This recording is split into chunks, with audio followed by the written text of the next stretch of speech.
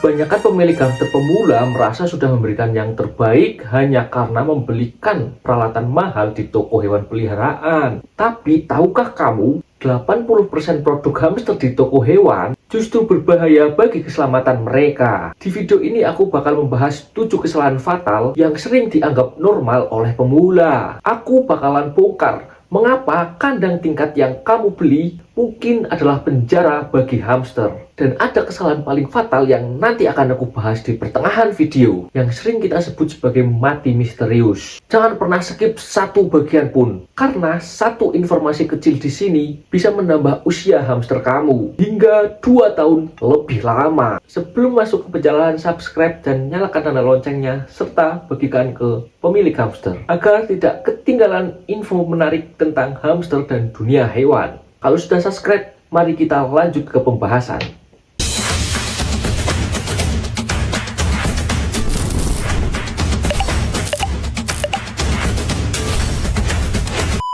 Topik pertama, mitos kandang istana. Kesalahan pertama adalah ukuran kandang. Banyak dari kita tertipu oleh label kandang hamster lengkap di toko hewan yang bentuknya lucu, bertingkat-tingkat dan penuh warna. Tapi bagi hamster itu adalah penjara bawah tanah. Hamster adalah pelari alami. Di alam liar mereka bisa menempuh berkilo-kilometer dalam semalam. Mereka tidak butuh tinggi atau tingkat. Mereka butuh luas lantai, floor space. Kandang yang terlalu sempit memicu stres ekstrim yang kita kenal dengan istilah cage aggression. Inilah alasan kenapa hamstermu jadi galak atau suka gigit tangan kamu.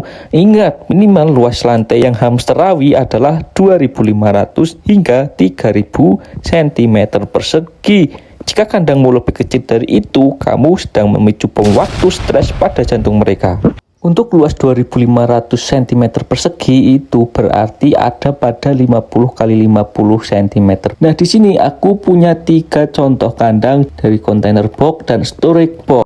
Ini adalah salah 3 kandang yang paling sering digunakan di Indonesia. Tapi jujur saja, setelah bertahun-tahun merawat hamster, dari ketiga kandang ini aku hanya merekomendasikan satu aja untuk kalian. Ya, tapi yang 2 kandang itu tetap boleh kok. Kalau aku saranin sih pakai yang paling besar ini. Wah, ini ukurannya lumayan besar nih. Ini adalah kandang yang sangat ideal. Gak terlalu kecil, tapi juga gak terlalu besar. Dan masih ramah lah di kantong untuk dibeli. Tapi aku tidak akan bahas detailnya di sini, karena durasinya akan sangat panjang. Dilalah. Bagi kamu yang penasaran, kenapa 2 kandang lainnya justru gak aku rekomendasikan, berapa ukuran pastinya dari ketiga box ini, apa saja aksesoris yang bisa masuk ke dalamnya, dan yang paling penting berapa harganya, semua udah aku rangkum dalam satu video khusus review mendalam ketiga kandang ini. Di sana aku bedah habis-habisan plus minusnya supaya kamu tidak salah beli dan rugi uang. Jadi pastikan setelah video ini selesai, subscribe dan nyalakan tanda loncengnya agar nggak ketinggalan video review ketiga kandang ini. Topik kedua, roda lari yang menyakitkan. Lihat roda lari hamstermu sekarang. Apakah punggungnya melengkung ke belakang? Jika iya, segera ganti roda putar kamu. Menggunakan roda putar yang kecil akan menyebabkan kerusakan permanen pada tulang punggung hamster. Jangan sampai niat kamu memberi dia olahraga justru berakhir pada kelumpuhan. Yang aku pakai ini sebenarnya terlalu kecil kalau untuk hamster Syrian, tapi karena hamster aku masih remaja dan dia masih kecil, ini masih bisa lah digunakan. Kalau hamster Syrian kamu udah gede, minimal beli yang 20 atau 25 cm diameternya agar punggungnya itu tidak membungkuk saat berlarian di sini. Topik yang ketiga, alas dan bedding yang beracun. Ini adalah kesalahan yang paling sering tidak disadari karena efeknya tidak terlihat secara langsung. Banyak pemula menggunakan alas kayu pinus karena murah dan wangi. Tapi tahukah kamu, kayu jenis ini mengeluarkan minyak fenol yang perlahan-lahan membakar saluran pernafasan hamster dan merusak fungsi hati mereka. Selain jenis, ketebalan alas juga berpengaruh.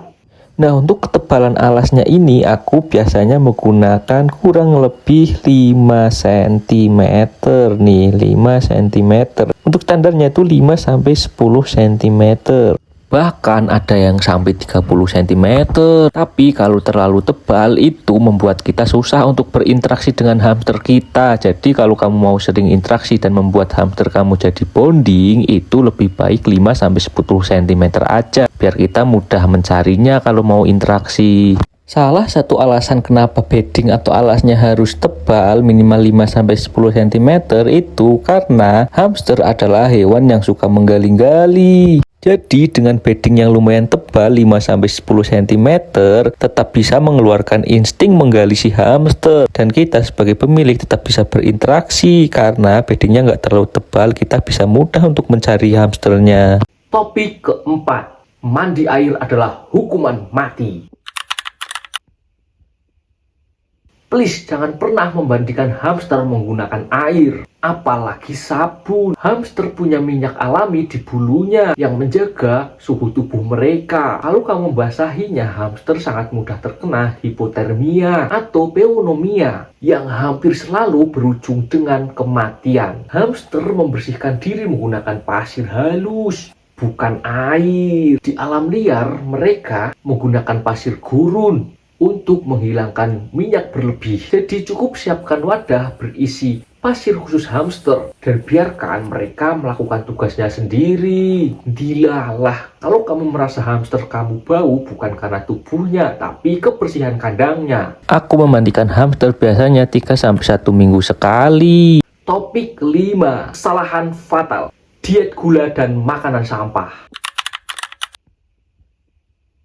Inilah poin yang aku janjikan tadi di awal, kesalahan fatal yang bisa membunuh hamster secara perlahan. Kesalahan fatal yang bisa membunuh hamster secara perlahan adalah diet atau makanan yang salah. Banyak makanan komersial di toko yang 80% isinya adalah kuaci dan pelet warna-warni penuh dengan zat warna dan gula. Hamster terutama jenis Campbell sangat rentan terhadap diabetes. Memberi makan kuaci berlebihan setiap hari sama dengan memberi makan coklat pada anak tiap hari, pagi, siang, dan sore. Mereka akan mengalami obesitas, gagal ginjal, dan tumor. Hamster membutuhkan protein tinggi dan serat yang aman. Ingat, kuaci itu treat atau hadiah, bukan makanan pokok.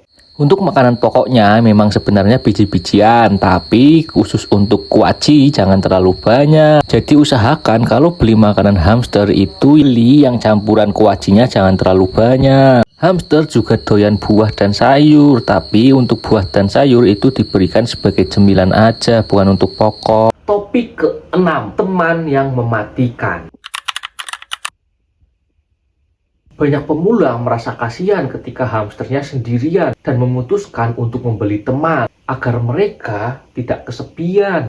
Ini adalah kesalahan besar. Sebagian hamster, terutama jenis Syrian, adalah hewan soliter yang sangat teritorial. Menyatukan dua hamster dalam satu kandang bukan berarti mereka akan bermain bersama, tapi mereka akan bertarung. Seringkali pemilik baru menyadari pas bangun pagi menemukan salah satu hamsternya sudah mati, sudah hancur tak bernyawa. Hamster tidak butuh teman sesama hamster. Mereka membutuhkan ruang dan stimulasi dari kamu sebagai pemiliknya. Topik ke-7, penutup harapan baru.